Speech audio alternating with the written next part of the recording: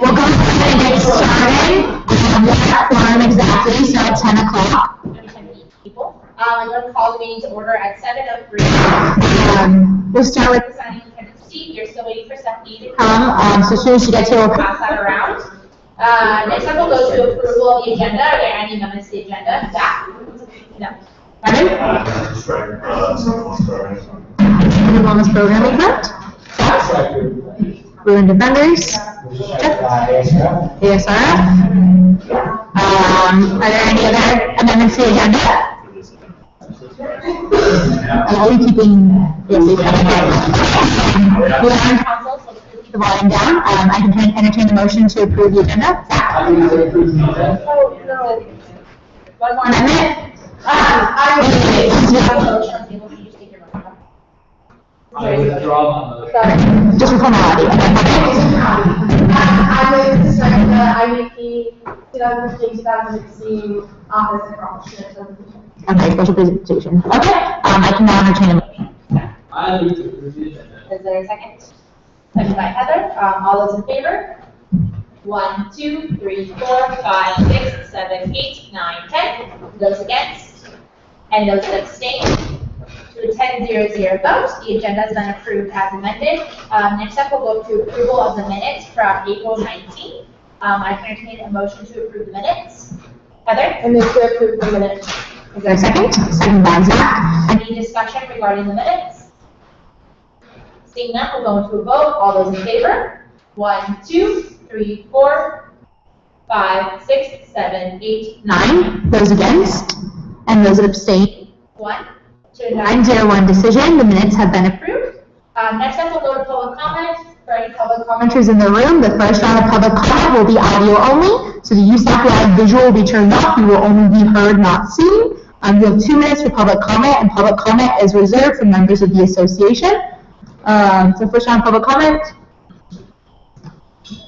Okay, seeing none, we'll go ahead and turn USAC live back on. So second round of public comment will be audio and visual. Okay, seeing no public comment, I close public comment at 7:06. Next up, we have special presentations. First up, we have a presentation For the UC Women's Caucus. So I will be presenting something to our internal vice president. Great, I will have 15 minutes to present. Perfect. And then I'll keep it open for questions on finance questions. Okay. Round request around. Okay. And yours. Next one. Okay. Hi everyone, so I'm here to present to you all today the University of California Women's Caucus.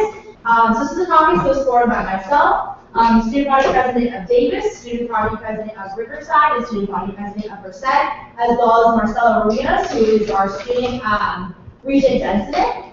Basically, what the purpose of this is, I'll go into our mission and purposes very shortly. Basically, the political entity that is here to talk about any issues regarding gender equality and gender inequity issues. Basically, the purpose of this is we're going to have a lobbying body. It's formed through the Council of Presidents. I'll go over the mission and purpose and everything, but I wanted to introduce this to you all since this initiative will be launching in May, and hopefully we continue on from there. So our mission and purpose, the University of California Women's Caucus is a political coalition that serves to represent the needs and interests of women, trans individuals, and allies across the 250,000 undergraduate and graduate student populations of the University of California. UCWC is a partnership with students from diverse backgrounds to promote equity by expanding inclusion at the intersectional identities. The University of California Women's Caucus will work to advocate for gender interests at our local, state, and federal governments, as well as each campus's student governments and associations. The coalition will seek to educate all students and participants about gender equity. The purpose of the University of California Women's Caucus is to unite allies and provide them with the means necessary to empower themselves to advocate for gender equity. UCWC is not limited to those identified as women, female, women, or women with X, but rather function as a form of which the intersection of many identities can come together and advocate as a single unit to develop mutual goals and objectives.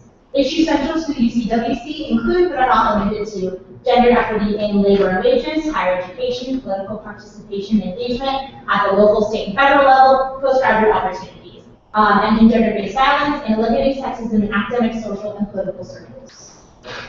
Members thus affiliated with the University of California include current undergraduate and graduate students from all campuses, as well as alumni, faculty, staff, and political leaders who share UCWC's vision. UCWC will coordinate with entities such as student governments, the University of California Student Association, Council of Student Body Presidents, University of California Office of President, state and federal government relations departments where necessary and appropriate. So a little bit about our launch off. So on May 21st, we'll be hosting the University of California Women's Caucus Leadership Conference here at UCLA. It will be from 9 a.m. to 4 p.m. Currently, we're still collecting speakers and panelists. We're looking to have delegations from each association, so graduate, undergraduate alike. It's going to be operating through the office of president at each campus, so the graduate presidents as well as the undergraduate presidents. We're going to have confirmed delegations from a few campuses, especially up north, down south. So we're looking to get representation from every UC. We're supposed to solidify that through the Council of Student Body Presidents. I will be opening up the application to UCLA students coming up. Again, the date is May 21st. So a little bit about this language and how it's presented. So I drafted it along with the student body presidents that I mentioned. We also got the input from UCLA's LGBT Campus Resource Center Director Raja, as well as Riverside LGBT Resource Center Director Nancy Tubbs, as well as been presented to the Vice Chancellor Merced, the Chancellor Merced, Dorothy Leland, the Assistant Vice Chancellor Keith Parker, Government and Community Relations at UCLA to make sure we're incorporating such language regarding the government and political entities. Also, it's really important to include from LGBTQ to make sure we were including language that best represents trans folks, because we are hoping to have this political entity represent their ideals as well, especially when we have things like HB2 in North Carolina popping up, as well as in prior states. This is an entity that definitely will be addressing this kind of issues when it comes to California, as well as providing sort of resources and providing support for our other fellow students across the nation. Dean of Students Maria Blandisi, Executive Director of Communications and Advocacy, Liz Fulbright Simon, as well as Chancellor Block. I wanted to present this all to you all. Again, this is an initiative that we'll be launching in May with our leadership conference, as well as hoping the conference really expands throughout UCLA, as well as the UC-wide initiative. So again, I'm really excited for this. This is something we've been working on all year to really have our launch off pad in May. And I want to present you all the language and to show you what we've all been working on. So that's all that I have. Okay, perfect. So now I'm going to go ahead and open up for questions that you all have. Again, I'm going to be opening up the application in the next couple of weeks for UCLA students to make sure we build the UCLA delegation who's present to participate from the graduate and undergraduate perspective. So great, I can answer if anyone has any questions. Other questions? Amy? So one of the things on the gender violence, is there going to be a discussion on how gender violence affects different communities, specifically like one person is supposed to be a different cause or different, so I was just wondering if that was a discussion. Yeah, so actually in our mission and purpose, one of the things I want to make sure was absolutely key is in the first thing is the intersection of identities, because you're absolutely right. Within gender inequality, there are different intersectionalities that kind of those different levels of oppression, and within trans communities as well as communities of color, and other LGBTQ communities as well. And so we're definitely looking to incorporate that perspective, and we do speakers from the LGBTQ Center, we do speakers from different intersectionalities and identities, so from communities of color. Again, our speakers list I will release it when it becomes official. That's really important, and that's why we did incorporate that as one of the first points, because that is absolutely pivotal that we do have the intersectionality of identities. Yeah. Any other questions? Sure.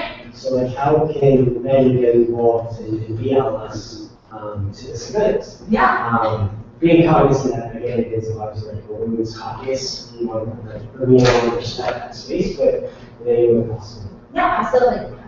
So, again, in one of the first line, it does incorporate allies, because with any movement, it's important to have allyship present as well, especially those striving to be allies. So within the delegation, as I will be releasing an application, if there are men who have really demonstrated themselves as striving to be allies, again, be cognizant to not take up the space that would be for other individuals as well. But if there are people who are striving to be allies, I'm definitely be cognizant of that as well. We do want to make sure it's not we want to make sure the space is as inclusive as possible. I know for some other delegations, there will be male identifying people attending. So definitely is a perspective that we will incorporate as well. Are there any other questions?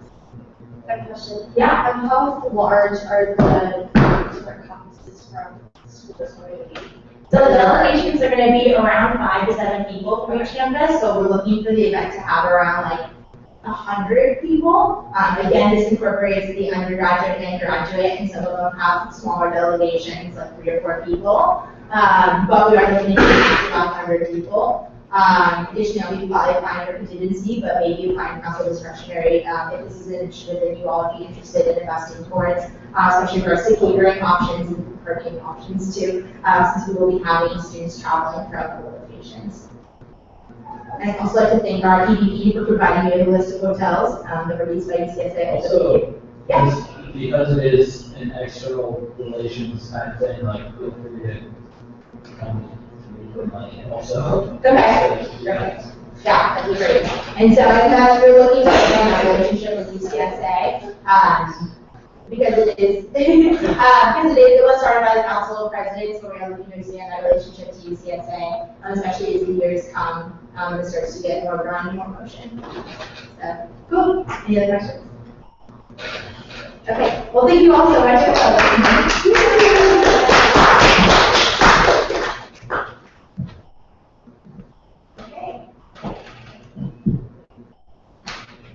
Alrighty, so the next up for appointments, we have our Community Activities Committee appointment. So I'll pass it on to Heather for the description of the position and the ERC review.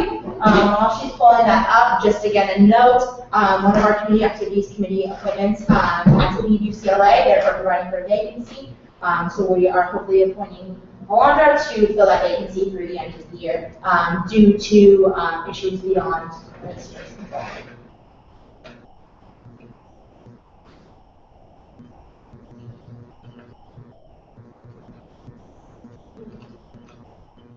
Okay. The Community Activities Committee is a subcommittee of the Program Activities Board. They oversee funding regarding projects which were created as learning and service experiences for UCLA student volunteers to work with off-campus, non-UCLA student populations. It acts as a forum for soliciting views on the nature and goals of community service and makes allocation decisions for community service projects. And then the rest of it is just kind of like specific to what usually would happen as far as it being a year long. So Alondra received a 300 vote of approval. Some recommendations that we had for her were to reach out to more committee members to have a more nuanced understanding of the committee as well as the processes that are involved in making allocation decisions. So she unfortunately is unable to be with us here in person, but I'm going to call her.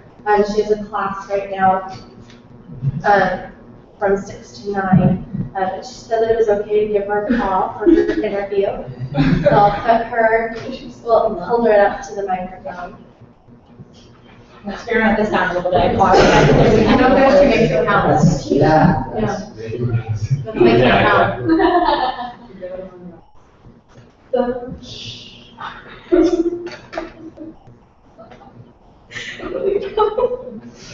Just need to make those sound effects.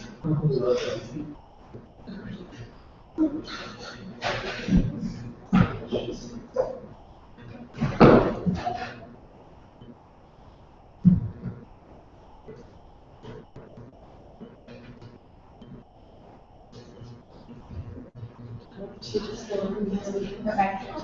Because she's not answering, can I get a motion to table until we can get her on the phone, just to make sure we're keeping the meeting going? Zach? I move to table this appointment until we can get Alondra. Okay. Okay. Can I get a second? Second by Zach. All right, all those in favor? 1, 2, 3, 4, 5, 6, 7, 8, 9, 10. Those against? Those abstaining? Okay, thank you. Sorry, it's a little unconventional, but. Yeah, good information. I couldn't think of a conventional way to say So, that. fully works. Okay. All right, we'll go on to officer and member reports in the meantime then. So I'm up first. Last week, I attended the third enrollment planning committee meeting. This again is a committee that includes associate vice chancellors, executive vice chancellors, as well as several faculty members, myself, and then representation from the GSA regarding the 10,000 enrollment plan. So again, 10,000, so 5,000 for next year, 2,500 for the next 2 years for all of the UC. UCLA is projected to get an extra 752 new students next year. That is including transfer and first-year students. Basically, we got an update from the Associate Vice Chancellor, Yolanda Coppola-Morgan, regarding undergraduate admissions, as well as from her counterpart regarding graduate admissions. But it looks like for the undergraduate perspective, we are going to have one of the most diverse classes that we've admitted ever. She showed us a different pie chart about the representation from different communities, and it looks like there's going to be several changes from last year to include more students of color, and make sure we're getting representation from lower income areas. But really, there's been such an effort and push considering all of the parameters that kind of been put onto our campus because of the enrollment increase. It's great to see that there are some positive outcomes coming that we get to have a more diverse student population next year. The update our meeting wasn't so much oriented on student services, but more so updates regarding undergraduate and graduate incoming student populations. I had my last meeting with Chancellor Block on Friday. Some of the things we discussed was an update regarding middle income affordability. So this is going to be one of the platforms of the Centennial Campaign. And that campaign for scholarships, there's going to be scholarships for low-income students, middle-income students, as well as merit-based students. So it's already placed in the pillar, but to put more priority. There we go. Hello, everyone. Good morning. Because it's always been an issue, even at Stanford, middle-income affordability is one of the areas that their scholarship committee came short up on fundraising. So the idea of how we can convey this necessity more so to alumni, as well as different givers, to show that this is definitely a need by student populations.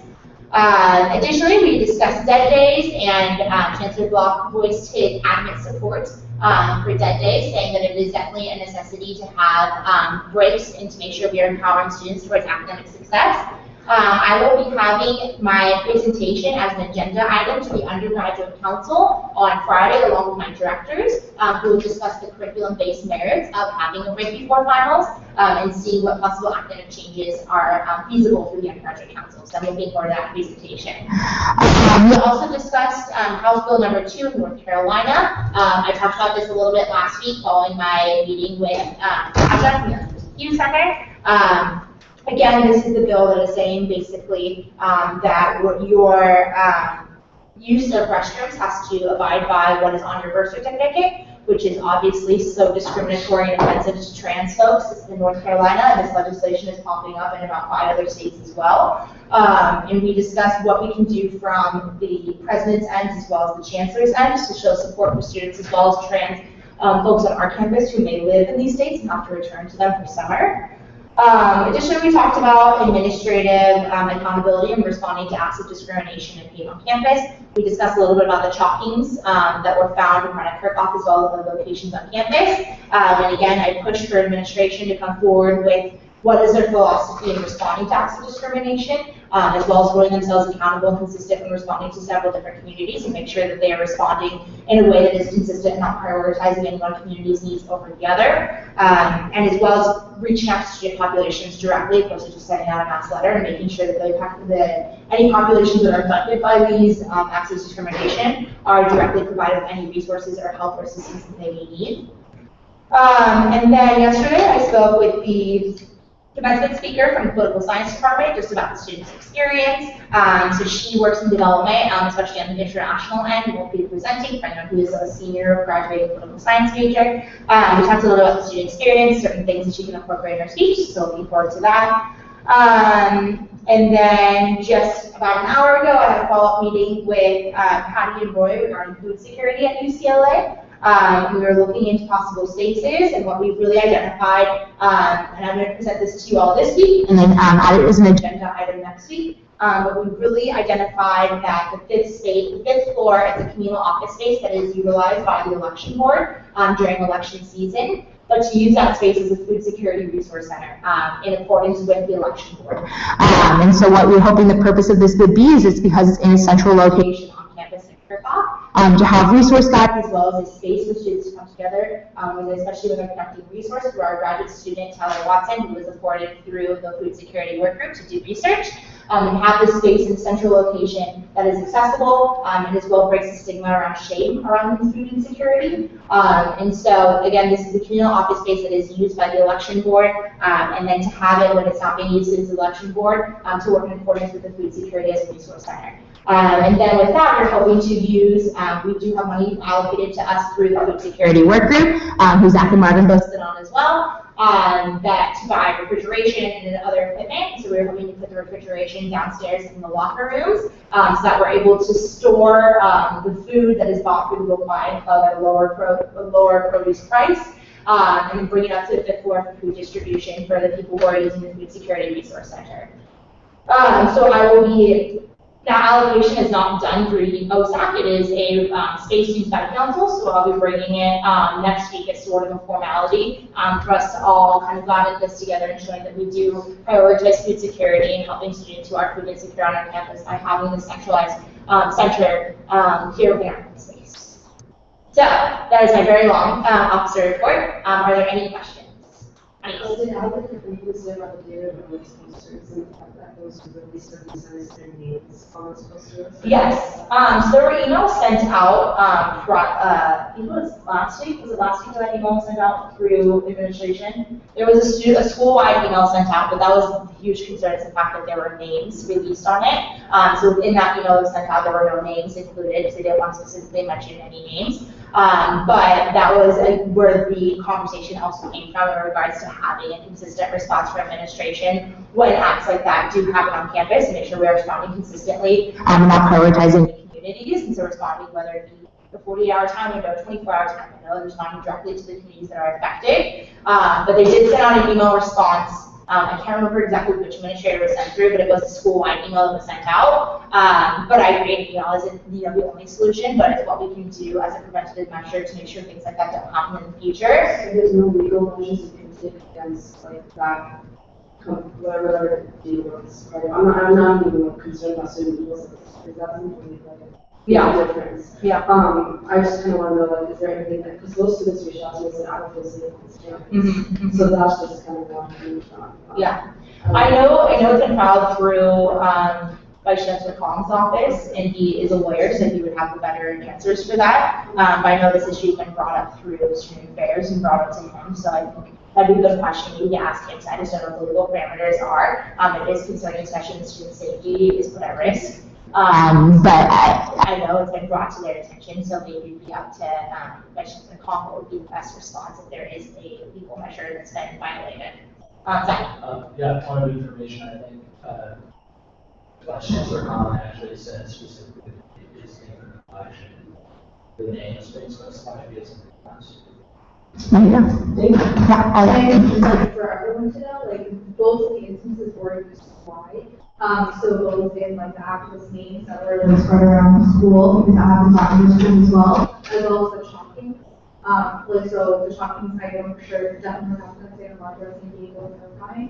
But yeah, like personally, as a council member, what I suggest, because I do firsthand actually know the people who are affected by it, like reach out to them. Like let them know that you care. Because all they know right now is that nobody cares. Because this has happened to them so many times. This was a web attack that happened to them all of last year. A lot of them have graduated and are still having to deal with it.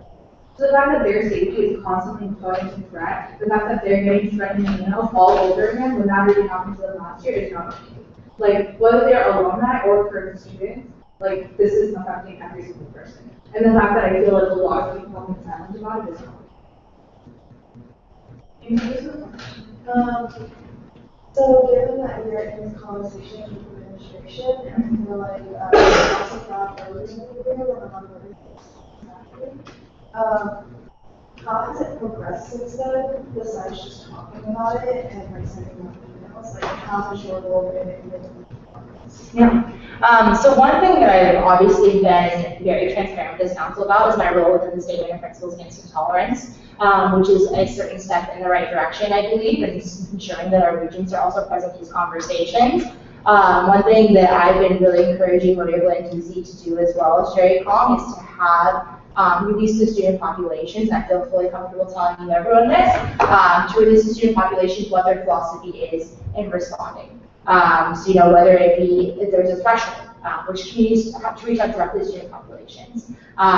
The biggest issue, especially with things that are happening for people outside of the UCLA community, is how do we stop them? We are a public institution. How do we prevent someone like the Awards Foundation from getting on campus? Difficult question. These are definitely things that, unfortunately, there are conversations surrounding the First Amendment, and like I've said in my public Facebook posts about the Office of the President, is, they say that they have the freedom of speech to talk about these things, but we also have the freedom of speech to respond, and to say that you have no right to be inserted into our own campus and making students feel unsafe. Within the names that were specifically mentioned, because that is going to be a legal violation, as Zach said, that would be up to the Associate Vice Chancellor if they're going to take on legal parameters regarding the concerns of safety, especially since this is names were mentioned. But these are, the idea that our regents are the first who've ever actually taken a stance against, a public stance against active discrimination and how to respond to these conversations, especially when there is such a fine line between what is freedom of speech and what isn't. I personally think that when there is hate involved, it's not freedom of speech. You are directly violating the safety and security of our own students. And so a lot of these are forming things. There is no really definitive answer. Everyone has a different perspective, and so it's how to make sure that we are providing students with the necessary resources, whether it be through having reports that you can report if there's certain acts of discrimination, violence, or hatred that have happened. You can report directly to our student affairs office and to the administration to say this has happened, like resources can be equipped, providing, and unfortunately there's a lot of reactionary things. So the conversation is, how do we have a preventive thing? How do we prevent these things from happening? And that's why I think conversations surrounding, like we talked about a lot at the beginning of the year, is conversations around education and around expanding resources that are available, into teaching students about other communities and teaching students about other histories, cultural sensitivity, what things are acceptable, what things are not acceptable. So a lot of it comes from students not understanding and ignorance, which is not acceptable, and especially at such a large research institution as we are. We should be really encouraging students to learn from one another as soon as they step foot on this campus. Things like the rehearsal for Bruin Life is a great experience for first years and transfers who first get onto campus to really learn about one another and learn about communities that you might not have interacted with in your hometown. And to learn about these experiences and recognize that your experience is so different than everyone else's, but everyone else, it's so important to learn from one another inside the classroom as well as beyond it. And things like the Don't Be an Asshole campaign. Yeah, it is a harsh name, but the idea is your words and your actions directly affect one another. And we need to take time to learn from one another and learn what we can say, what we can do to better support students, to empower them for success here on campus as well as after graduation. Any other questions? Dr. Kelly? For those who are current UCLA students that were named, two resources that I think may be valuable, CAPS for the safety planning aspect that the counselors can provide, and student legal services if they want to look into what the legal options are. Actually, they're combined touch with students or UCLA students, so they get an opportunity to overall. Those do remain resources, and they're both resources that if anyone has financial restrictions, both are willing to waive fees for students. Additionally, following up on this conversation too, I invited all the council members. On Thursday, my campus climate directors will be hosting an open dialogue with student leaders. So these are student leaders that were invited to the fall breakfast of the chancellor, as well as open to other student leaders who would be interested in attending. We are hoping to talk about some things about how administration can better respond. What student leaders have you noticed lacking within the system? What are your experiences? How can we improve on that, especially for older people? How can we improve on that better for first and second years too, so their experiences may be different than ours and better than what we've had experienced here at UCLA. So I really hope you all will be able to attend. We are hoping for an open dialogue. No administrators will be present, so we're hoping for an open, candid conversation. So I hope you all can attend as well. I think things like this are really step in the right direction. considering that this is obviously an issue that is continuing on from fall quarter to today. Okay, any other questions? Okay, on to our interim vice president. I have a short report. Last Wednesday, I had the opportunity to meet with Jasmine and Marion from Paul Cripps' office. She is a Field deputy. Within his office, to talk about lighting in Westwood, and she has told me that the short-term goal of their office in the Street Lighting Bureau is to update the light bulbs to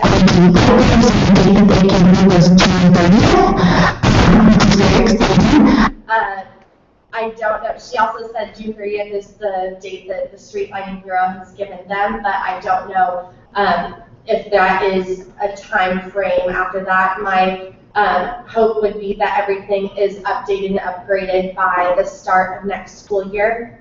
And the long-term goal is to change the electric circuits underneath the to provide the lights with more power to accommodate the stronger light bulbs within the lamp post. So it's very exciting. Any questions? Okay, we'll move on to our external vice president.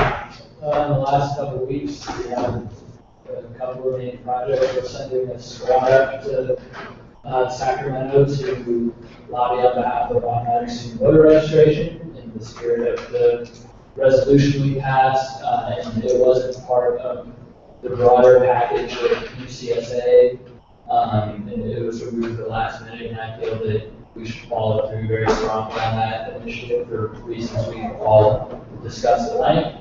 The other thing is something that came up actually pretty suddenly today was the reemergence of State Constitutional Amendment 1, which has actually manifested itself in a different way now. My office, after holding kind of an emergency study and meeting today about what to do about it, has decided to issue letters of opposition. We don't do a full court press or anything. It can't be at the top of our priorities because we have so many of them at this point in the year. But basically, to explain our reasoning, I'll quickly go over it. The amendment seeks to change the gentle terms from 12 years to 4. And this begins actually in 2018, and in effect, every time a new governor is elected, he or she can entirely change the composition of the Board of Regents, which we certainly have issues with the way that the UC Regents is currently organized. Principally, it has a lack of diversity both in community, color, in trade. Lots of rich white businessmen, right, is kind of the principal issue. And this amendment doesn't even begin to strike the heart of that. Instead, it potentially politicizes the Board of Regents where, a loyal, wealthy donor, every 4 years might be chosen by the governor. And we're concerned that instead of this longevity, right, you have people that are there for a while learning how the institution works, the ins and outs of it, and instead of striking the heart of the issue, which is the composition of the Board of Regents, not so much the length of their terms, we decided to write letters of opposition to members of the Elections and Constitutional Amendments Committee, which is where it currently is. We expect that if it passes that committee, it will pass both the Senate and the Assembly to ballot, at which point it's more or less out of our hands. And so I just wanted to keep you all updated that we're taking that position. And I strongly, urge the legislature to consider other forms of regenerative reform that, on one hand, not politicize the body, but rather make it more accountable to students by virtue of its composition. So that's the So I have a question regarding that. So technically, in our California State Constitution, it says that the council student body presidents are supposed to be consulted when appointing regents. Has there been any move from UCSA or from any, as you're writing these letters regarding that, or are you more so looking at complete rejection? I'm not sure I follow. So you mean when the governor appoints a region, they Yeah. consult the council? They're supposed to, and it hasn't been upheld in the past like 20 years. Right. Well, as with many things in the legislature, we're not particularly hopeful that they will engage in meaningful residential reform. Instead, we're doing our best to defend against what we feel would be a counterproductive amendment. So UCSA hasn't acted on this to my knowledge. In the past, they supported SCA1 in its original form when it was introduced 2 years ago, which would strip the UC of its autonomy. Luckily, that is a battle which is now over. But no, I mean, UCSA hasn't acted on this,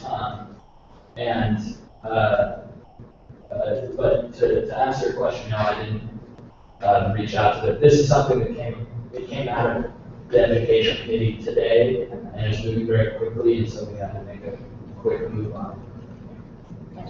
Okay. Are there any other questions for our external vice president? Okay. We'll go on to our academic affairs commissioner. Yeah, so a couple of updates.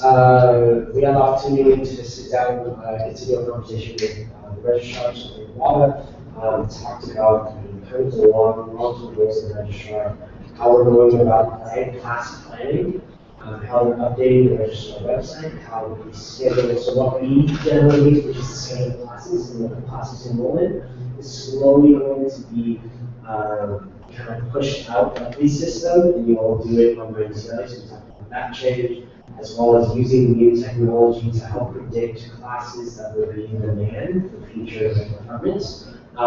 So for me, this is really interesting. This is something that I've advocated for the past 2 years. It's great to hear.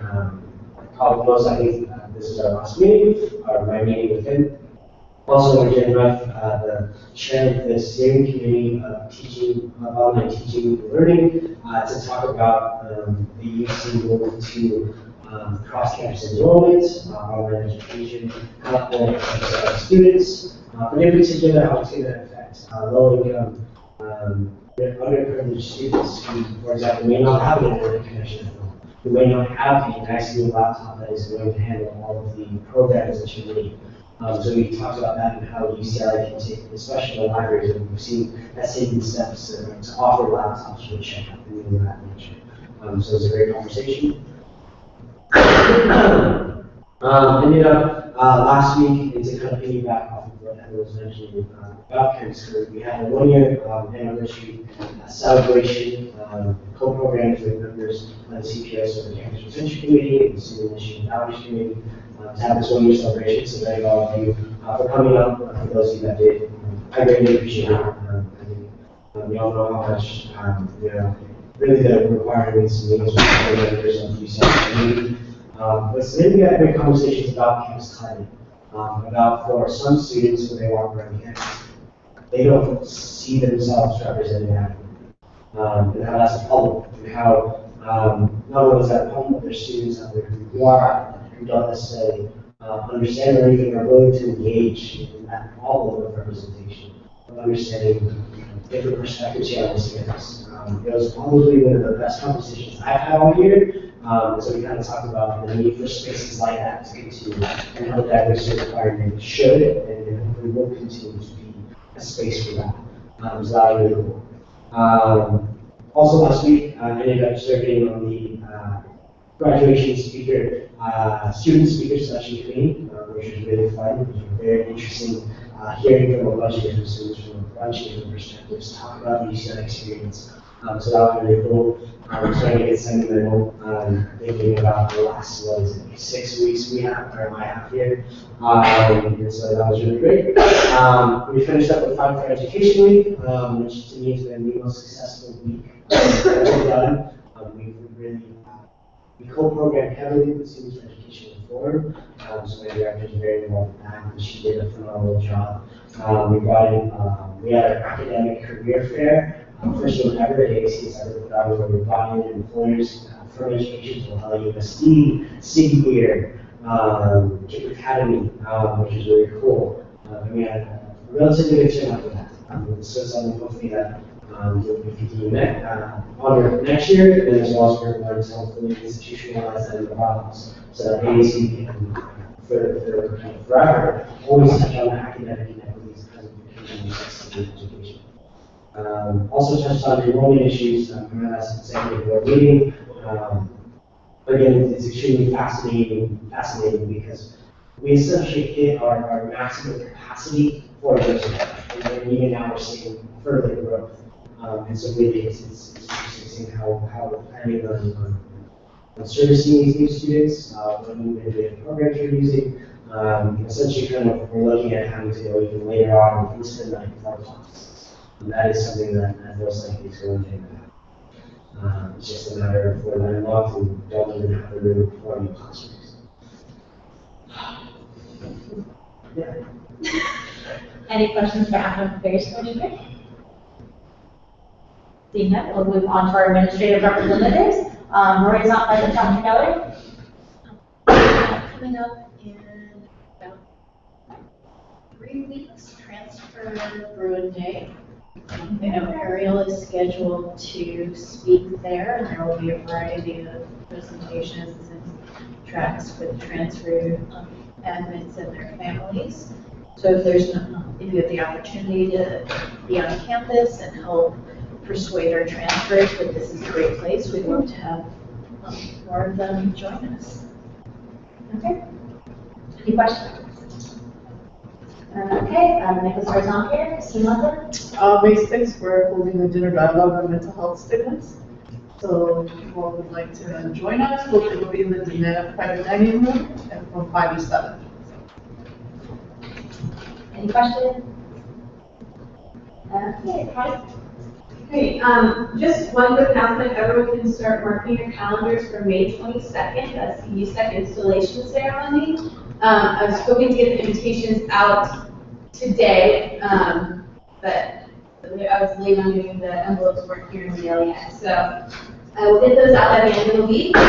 Also, if you know, it should also be on the election calendar, so everyone also knows who's running, so you kind of keep that day open as well. It's really a nice event. Hopefully you're all there last year. It's a nice kind of switch over where you're kind of introduced to the incoming officer. So yeah, I'll be sending out more information as to like what to bring and times and all that, but it's May 20th, Sunday, May 22nd at noon. So just please mark your calendars. And that's all I have. Any questions? Okay, so as we have tabled our appointment, we have Alondra on the phone now. So we'll go ahead and call. Please. I need to consider the appointment now that the phone call is Can received. you pass your paper? Okay. Is there a second? Second by Zach. All those in favor? 1, 2. Zach.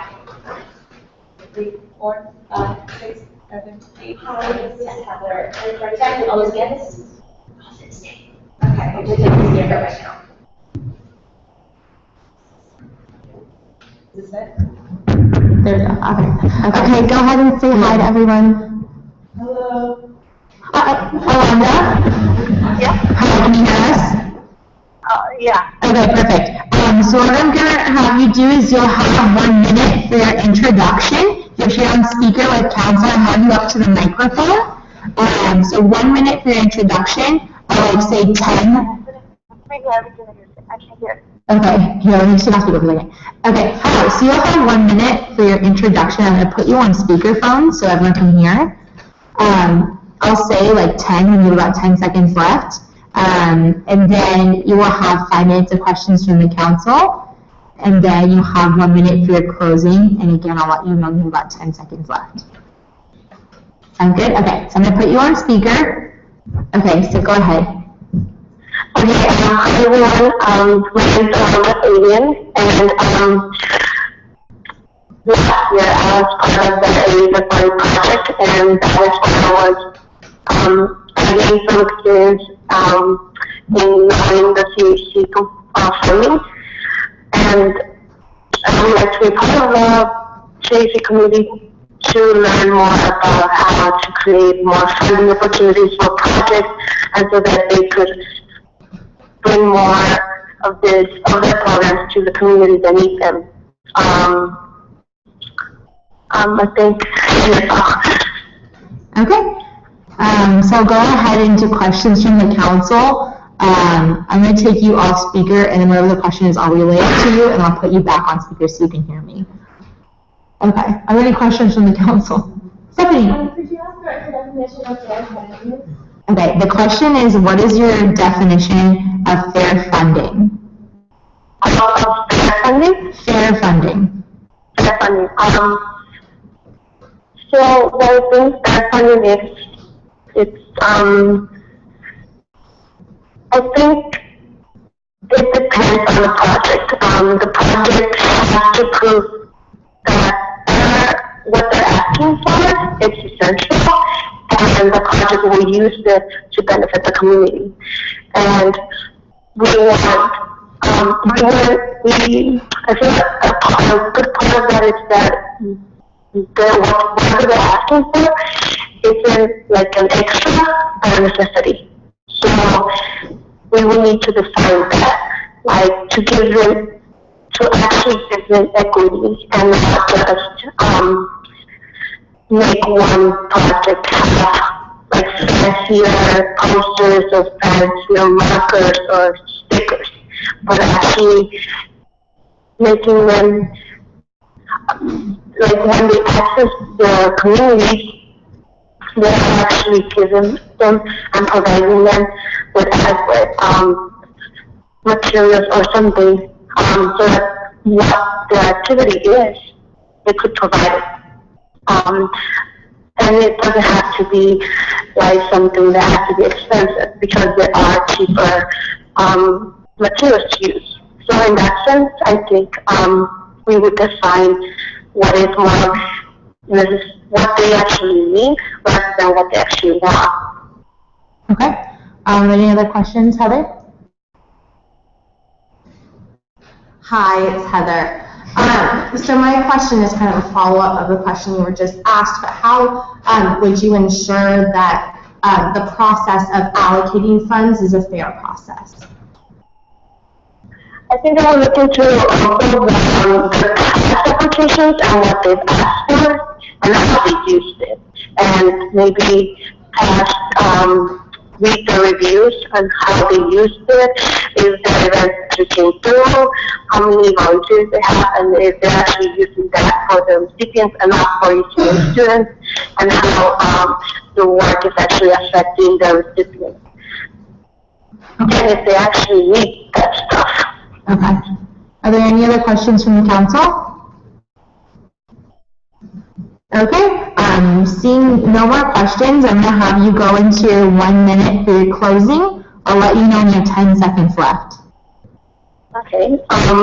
Thank you for your time, and I want to say that in my college, I would like to talk about to colleges and to really create a system where they could network their own support system.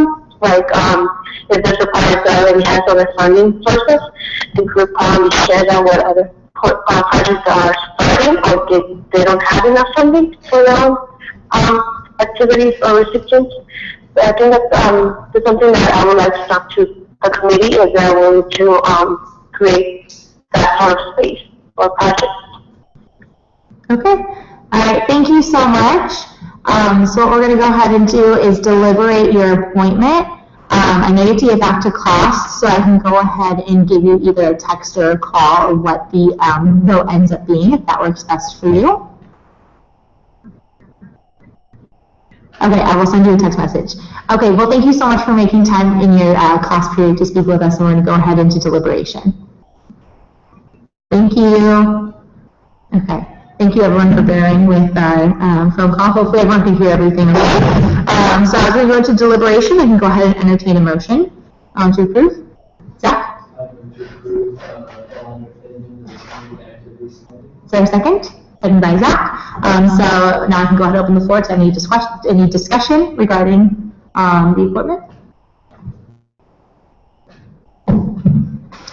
Okay, seeing no discussion, we'll go, Stephanie? Sorry, yeah, I just wanted to note that Peter talked about a lot of like aspects of the application, but I wish that she talked about like the difference between a need versus a want. I feel like that is a good point, but at the same time it's very subjective to know what a student really needs. So I wish we had just talked about more about the process of funding and how that itself could be equitable.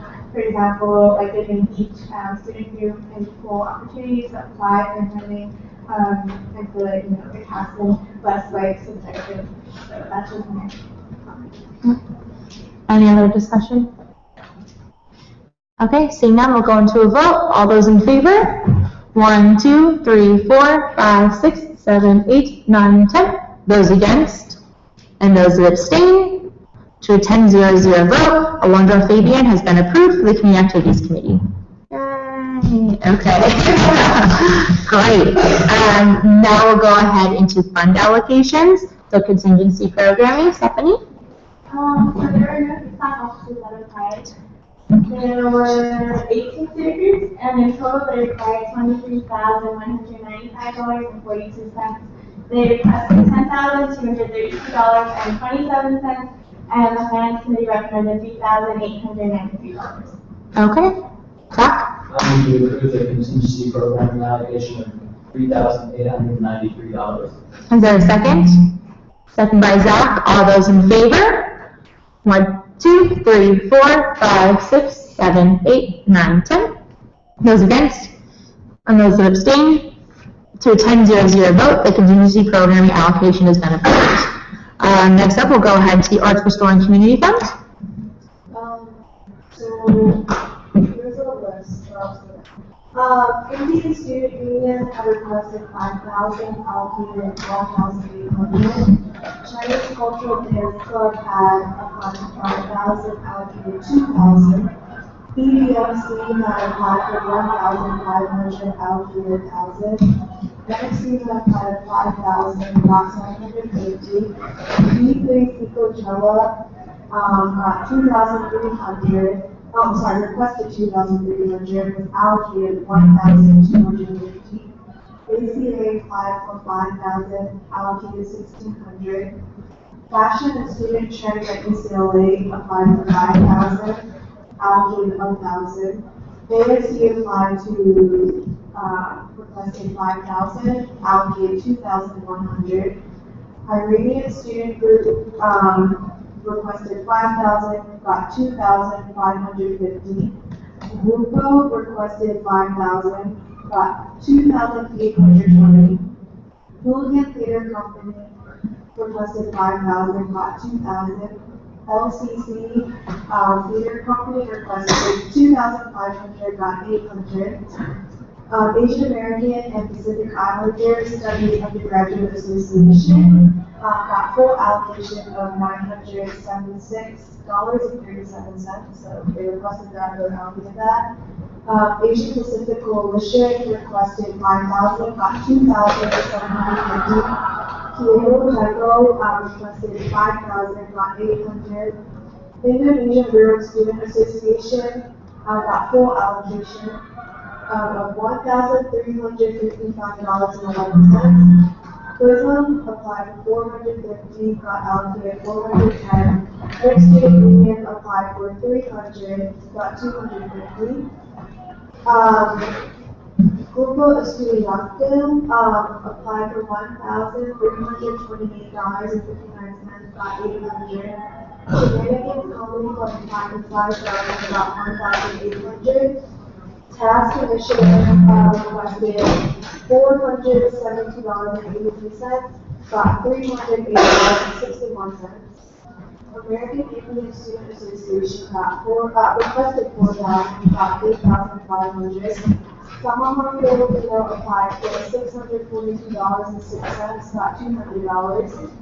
Jack 3 applied for $875, not $200. Harambe Council requested $2,500, not $100. Michael Cultura applied for $3,183 and got allocated $900. Okay. This is a consent item, so are there any points of discussion or question regarding? Can you just send that to me so I will understand? And then, so this is like the final allocation, so that the ARC fund is used for the most part? So, we started out with, this is my fund director said, we started out with $99,528 and we used all of it. Any other questions? Okay, seeing none, it's been approved by consensus. We have, hello Ian. We have no old business, we have no new business. Announcements, hopefully everyone filled out the document I sent it early last week, so you all had plenty of time, so hopefully everyone filled it out with the announcements and everything for the week. I just want to open the floor for any last minute announcements that have not been added to the document since the deadline at 5 p.m. Amy? So this was kind of like an event that was kind of shaky, that's what wasn't added. But we finally set the logistics and everything, but I don't know if y'all know, like throughout the year, I've advocated for the dance community a lot, and specifically the fact that they are still in parking lots, and I've been on a lot of meetings with administration to discuss that issue, that there's no parking lots. But the one thing we've also been working on is being inspired by dance communities across SoCal.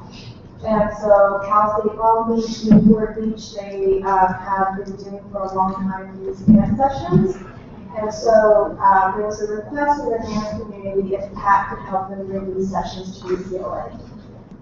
And so this has been working on for a while now. We're happy to say we're launching our first one this Friday. It's at 9:30 in Wooded until midnight.